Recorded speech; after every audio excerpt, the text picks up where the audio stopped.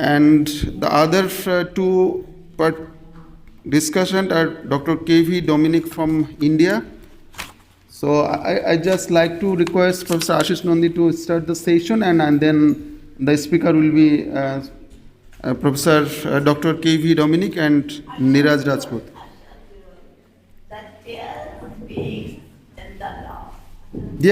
I just want to just start. I request to start for a few words, then we'll go with the speaker actually.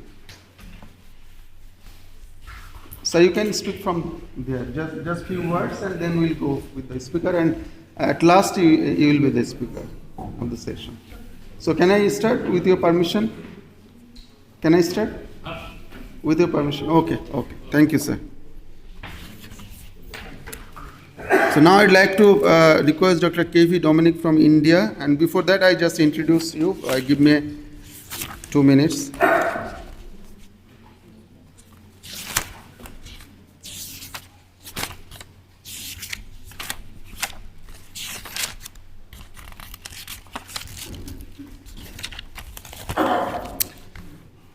Professor Dr. K.V. Dominic is an English poet, critic, short story writer, and editor from Kerala, India, and having 48 books in his credit. He is the secretary of GeoWeek and chief editor of Writers, Editor, Critics, and International Journal on Multicultural Literature.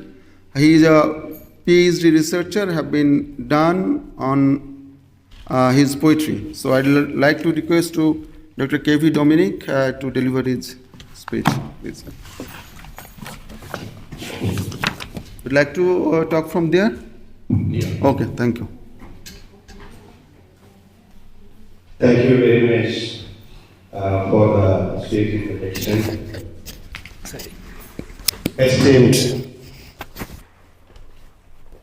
Esteemed Ajit Kaur Madam, Professor Ashish Nandi sir, respected delegates from different parts of South Asia, and my dear sisters and brothers.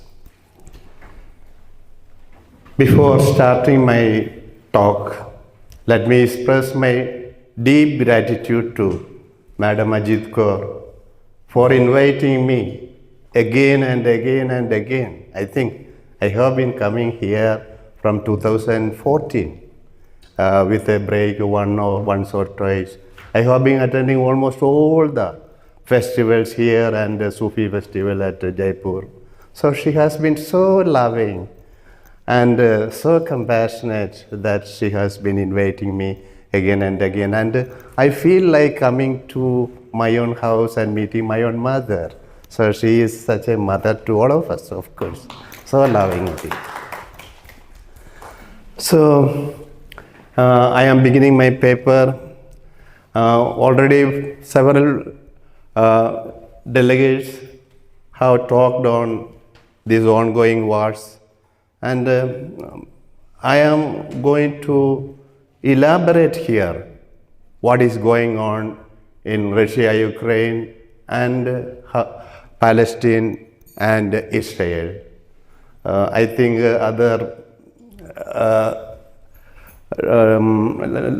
delegates have not talked in detail about it. So here I am to talk in detail about what is going on there, what had already gone there. Thank you. So I may take some 15 minutes or more. Kindly excuse me. Let me begin my paper with a famous quote from the renowned British philosopher and logician Bertrand Russell. War does not determine who is right, only who is left. He also added that it is possible that mankind is on the threshold of a golden age. But if so, it will be necessary first to slay the dragon that guards the door, and this dragon is religion. Very often wars are waged in the name of God. Religion plays a major role in the cause of wars. In the case of Israel, Palestine, war, the confrontation between the two religions is very evident. Jews wanted to establish their supremacy, and Hamas wants to spread Islamic presence. Instead of spreading peace and harmony, many religions teach intolerance and inject in the believers the venom of enmity to other religions.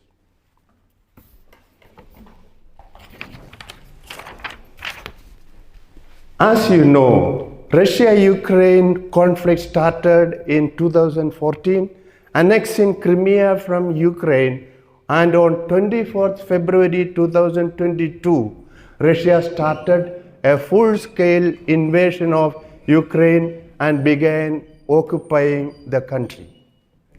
7.4 million refugees have fled Ukraine. According to an estimate published by the New York Times, the number of Russian troops killed and wounded in Ukraine is more than 2 lakhs. Violations of human rights and atrocity crimes have both occurred during the war. Since the beginning of the Russian invasion of Ukraine in 2022, Russian authorities and armed forces have committed multiple war crimes in the form of deliberate attacks against civilian targets, massacres of civilians, torture and rape of women and children, and indiscriminate attacks in densely populated areas. Ukrainian forces have also been accused of committing various war crimes, including mistreatment of detainees, though on a much smaller scale than Russian forces. The Russian invasion was internationally condemned as a war of aggression. United Nations General Assembly resolution demanded a full withdrawal of Russian forces. The International Court of Justice ordered Russia to suspend military operations, and the Council of Europe expelled Russia.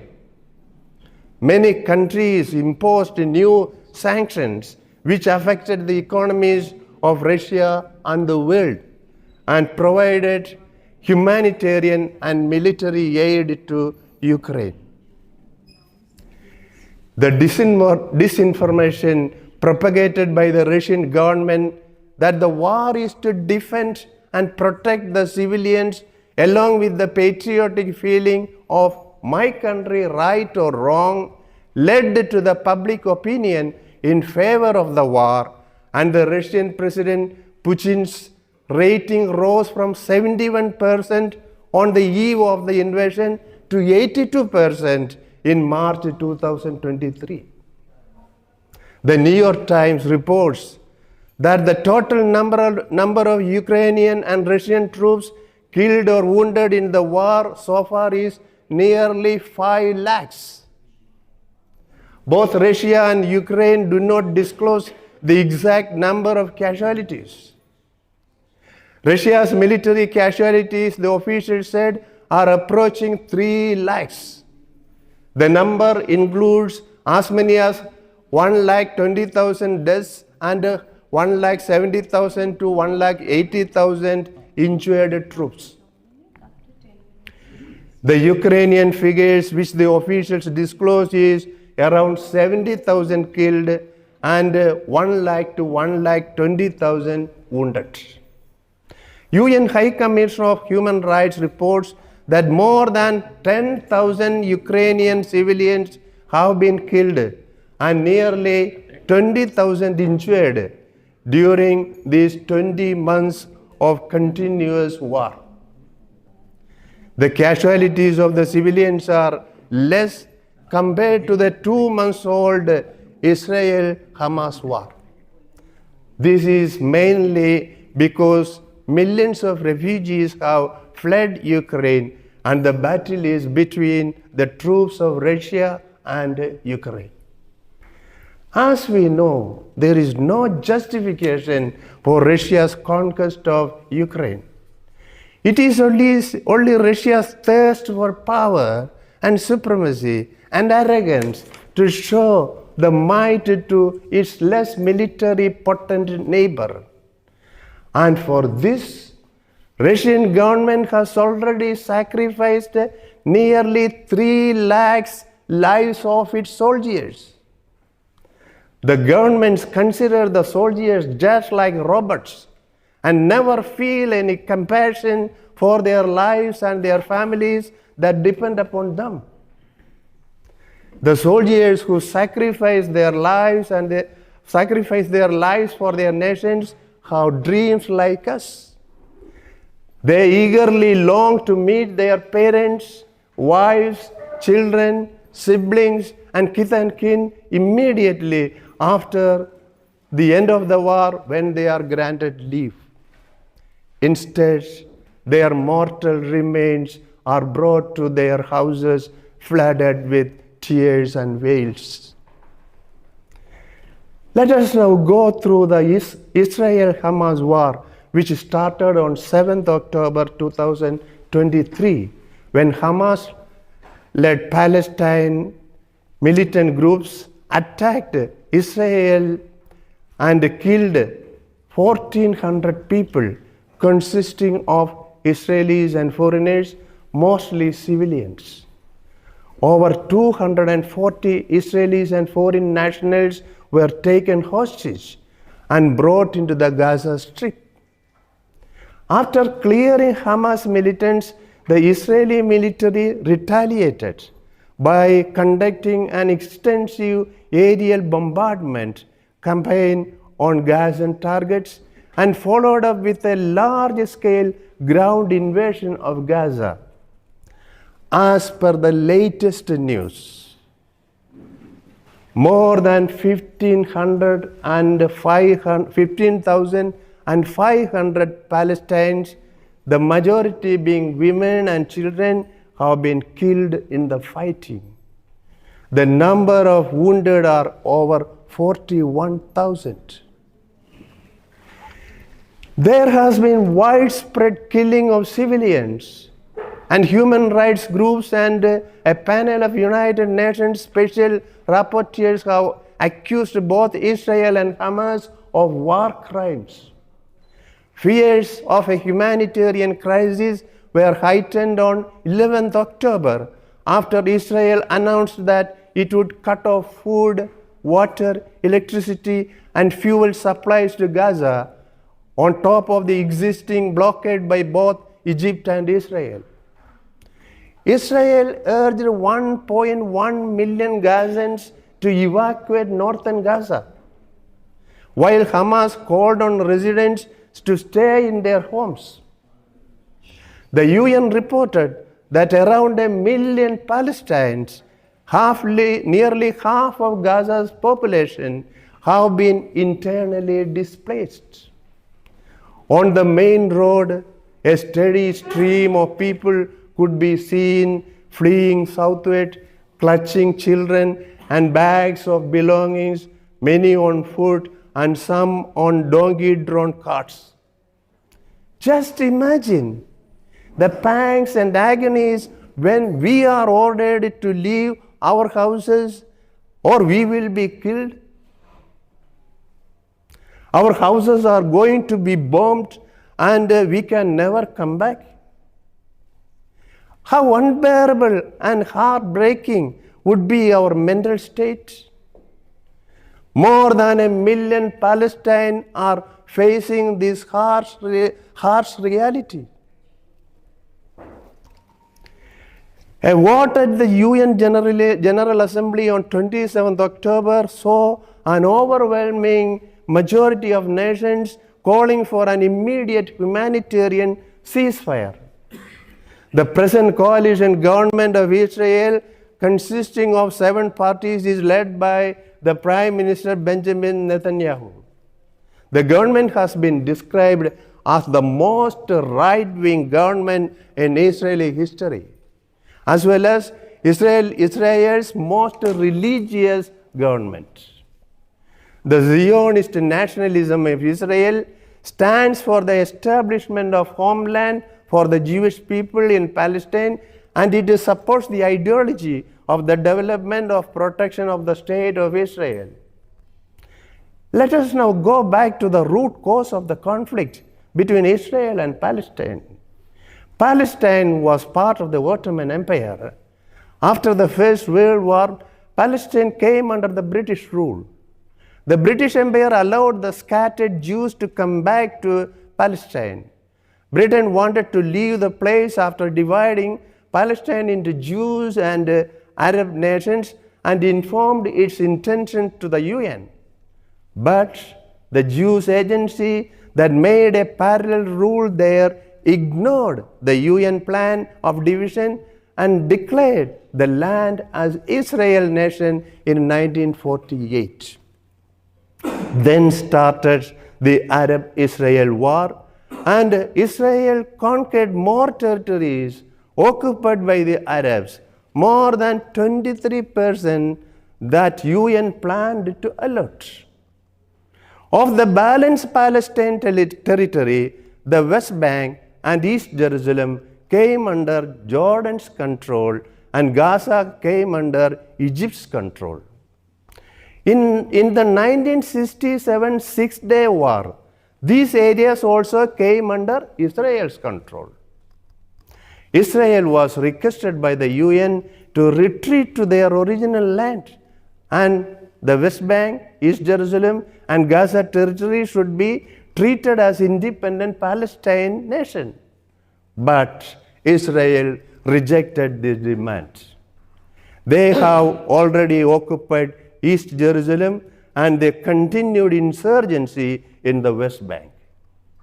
The current war, which is the fiercest, is the fifth war in the Gaza Strip between Israel and Palestine. It seems that the international community has almost given up the idea of Palestine nation.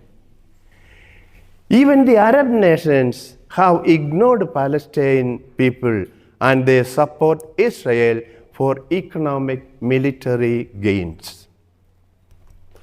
The Israel Prime Minister Netanyahu says that Israel will stop war if Hamas releases the 200 plus hostages kept under control by Hamas in Gaza, and Hamas responded that they are willing to stop fight if the 6,000 plus Palestine prisoners are released. It means that the war will continue for a long time. As Netanyahu has stated, the war will continue till all the Hamas militants are killed and Gaza is freed from the Hamas administration. In the name of destroying Hamas troops and underground tunnels where they have sought refuge, several hundreds of innocent civilians are killed every day. The majority killed and wounded are children and women. It is reported that every 10 minutes a child is killed there. Around 1 million people of North Gaza left their hard-earned properties and houses seeking refuge in the south. Since Israel has cut off supply of food, water, electricity, and fuel to Gaza, the refugees get just single meal a day in shelter homes. They are forced to drink filthy water, result in stomach upset and dysentery. They have sleepless nights in damned darkness. Deafening explosions tremor the buildings and children shiver and shriek. Children are the majority wounded. Thousands lie with the bandages in hospitals. Amputated children cry in the hospital to give back their lost legs. They say they want to play with their friends. Many will die, and those who survive will be bedridden for a long time. They cry for their parents' presence. They are destined, and loud shrieks echo the words when they know their parents are killed. They are destined to live with the trauma injected by the war. Surgeries are done without anesthesia due to the lack of medicines. Imagine the pain and screams of patients and the mental agonies of the doctors and nurses. Several hospitals have been bombed and destroyed, killing hundreds of patients and others who have sought refuge. At least 500 were killed in an explosion at Al-Ahli Arab Hospital in Gaza City on 18th October.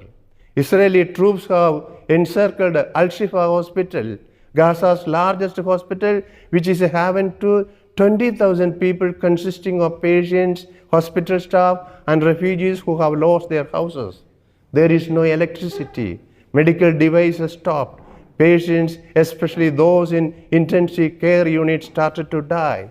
The Israeli troops were shooting at anyone outside and inside the hospital and prevented movement between the buildings in the compound. As per 14th November news report, 179 bodies, many of them decayed, were buried in a single large pit. I have received a note that time is over. So a little more is there. So thank you very much. Thank you. Completed, very quick. Then next, I'd like to invite Dr. K.V. Dominic. Oh, which one is? Oh, this is Dr. K.V. Dominic. His introduction is on page 22, if you want to know more about him. He has written altogether 48 books. That's a massive number, my God. And he is a literary critic, short story writer, and judging on the basis of the paper that you presented, you must be a very, very, very keen observer of political developments as well. So, please go ahead and present your poems in 8 minutes. Thank you very much, Professor Ji. Thank you, Ji. My first poem is titled Nostalgia for Childhood. Science. Childhood. Oh, childhood. Nostalgia for childhood. I long to go back to my childhood, run hither and thither on the vast, grassy playground of nature. I could toddle with the hen and chicks and babble to them in their own language. I could play football with the dogs and puppies and eat and sleep with cats and kittens. I could give handful of grass to cows and calves and stroke them when they smiled at me. Birds of various types cheered me with melodious tweets, and I greeted them with similar tweets that delighted them. Hundreds of butterflies and dragonflies flew over my head, inviting me to fly with them. And how I chased them in joy, longing to catch them. How much I bathed in joy, both in rain and sunlight. Alas, gone are those golden days of my life. Only innocent childhood savors nature's happiness. Children find all beings their equals and companions. They feel excited when drenched and sweated. Compared to my childhood happiness, my children could enjoy only 10%, and my grandson is denied total happiness. His enjoyment is chained to TV and toys. Haven't we made extinct innumerable species of birds, butterflies, and dragonflies? How many houses rear cattle, dogs, cats, and fowls? Instead, we grow mosquitoes who hunt us everywhere. Haven't we destroyed nature and environment and made uncongenial for our children to survive? That's the end of the first prayer.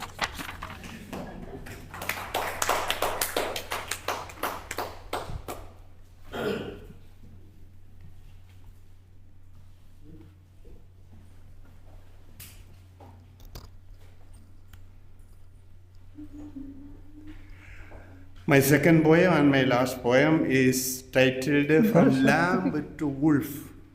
Say again. From Lamb to Wolf. Oh, it's okay. No.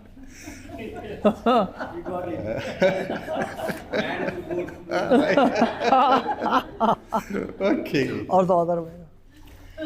How happy and jolly was the house when he was born. Waves of merriment flowed to roofs and echoed.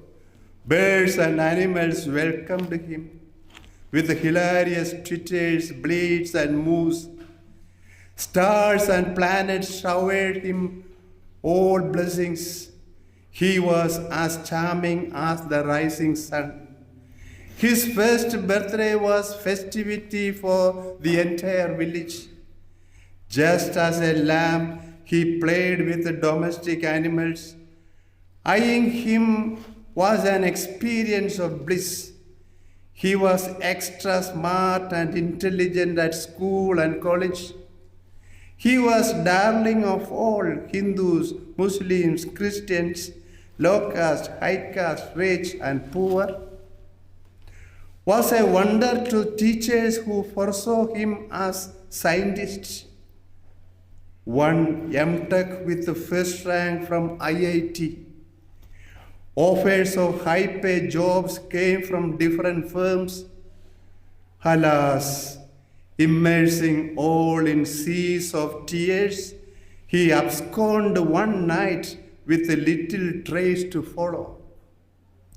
Phoned his mother a week after, announcing that he prefers to serve God than human beings, and he would never come back home. Learned that he was enchanted by terrorists. 2 months later came the saddest news. He was bombed and killed at the battlefield. His house became hell of wails and moans. Birds and animals made doleful cries. Isn't service to man service to God? Isn't service to animals and plants service unto Him?